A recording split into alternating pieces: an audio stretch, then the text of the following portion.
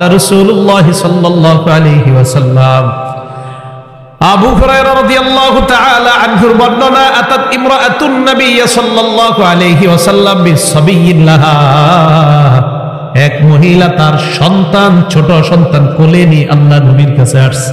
সন্তান কোলে নিয়ে নবীজির কাছে আসছে। শুনেন মন দিয়ে, সন্তানটাকে কোলে নিয়ে আল্লাহ নবীর কাছে আসছে। আসার পর কয়, ইয়া নবিয়াল্লাহ উদউল্লাহ লাহু, হুজুর আমার এই সন্তানটার জন্য আল্লাহর কাছে দোয়া করেন। নবীজি কয়, কি হইছে বলো?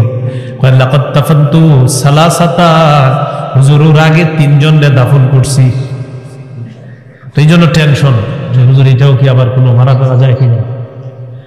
লাকাদ দাফানতু সালাসা, আমি এর আগে তিনটা সন্তান দাফন করছি ইয়া রাসূলুল্লাহ, এই সন্তানটার জন্য আল্লাহর কাছে দোয়া করে দেন। নবী বললেন, দাফনতি সালাসা, তিনজনকে দাফন করছো? কয় জি। আল্লাহ নবী বললেন, ইহতাজারতি বিহিজারিন শাদীদিন মিনান নার, জাহান্নাম থেকে তুমি শক্ত একটা প্রাচীর তৈরি করে ফেলেছো।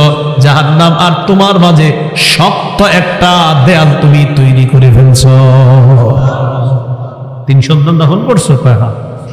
প্রাচীর তো একটা তৈরি করে ফেলছো।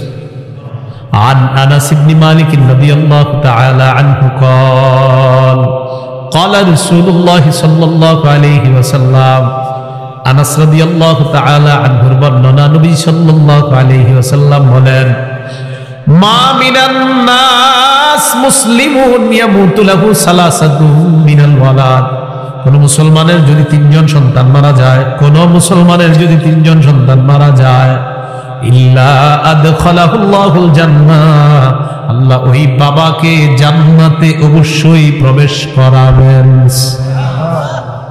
তিনজন সন্তান মারা গেছে, আল্লাহ তাকে জান্নাত দিবেন।